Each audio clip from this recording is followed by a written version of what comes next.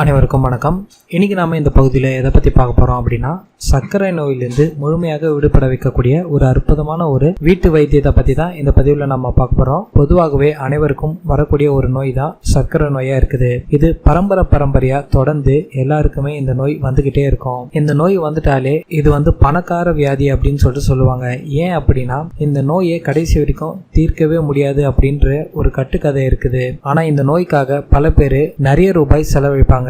இப்படி எதுவுமே செலவு பண்ணாம உங்களுடைய சர்க்கரை நோயை உங்களுடைய கட்டுப்பாட்டுக்குள்ள உங்களால வைக்க முடியும். சர்க்கரை நோய் அப்படின்றது பாத்தீங்கன்னா முற்றிலுமா குணப்படுத்த முடியாத நோய், உயிரையே இழக்கக்கூடும் அப்படின்னு சொல்றது எல்லாமே பொய் தான். சர்க்கரை நோய் முற்றிய நிலையில இருந்தாலும் கூட உடனே அதை கட்டுப்படுத்த முடியும். ஆனா இந்த சர்க்கரை நோயை கண்டுக்காம விட்டாதான் பிரச்சனையே. இது தீவிரமான கால்கள்ல புண், மூளை சேதம், மாரடைப்பு மற்றும் ஏற்படும் வாய்ப்பு அதிகமாக இருக்குது. இயற்கையான முறையில இந்த நோய்க்கு நாம தீர்வு காண முடியும். இது எப்படி பண்ணலாம் அப்படின்றத நம்ம பார்க்கலாம். அதற்கு முன்னாடி இன்னும் நம்மளுடைய சேனலை சப்ஸ்கிரைப் பண்ணாதவங்க மறக்காம சப்ஸ்கிரைப் பண்ணிக்கோங்க.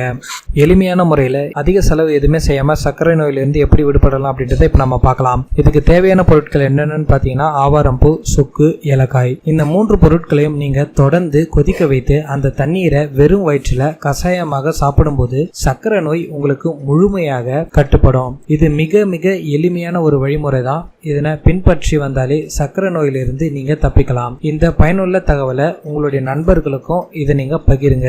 இந்த தகவல் உங்களுக்கு பிடிச்சது அப்படின்னா லைக் பண்ணுங்க, ஷேர் பண்ணுங்க. மேலும் இந்த வீடியோவில் ஏதாவது டவுட் இருந்தால் கீழே இருக்கிற கமெண்ட் செக்ஷன்ல கமெண்ட் பண்ணுங்க. மேலும் இது போன்ற வீடியோக்கள் நம்மளுடைய சேனல் அதிகமாக இருக்குது. அதனால இன்னும் நம்மளுடைய சேனலை சப்ஸ்கிரைப் பண்ணாதவங்க மறக்காம சப்ஸ்கிரைப் பண்ணிக்கோங்க.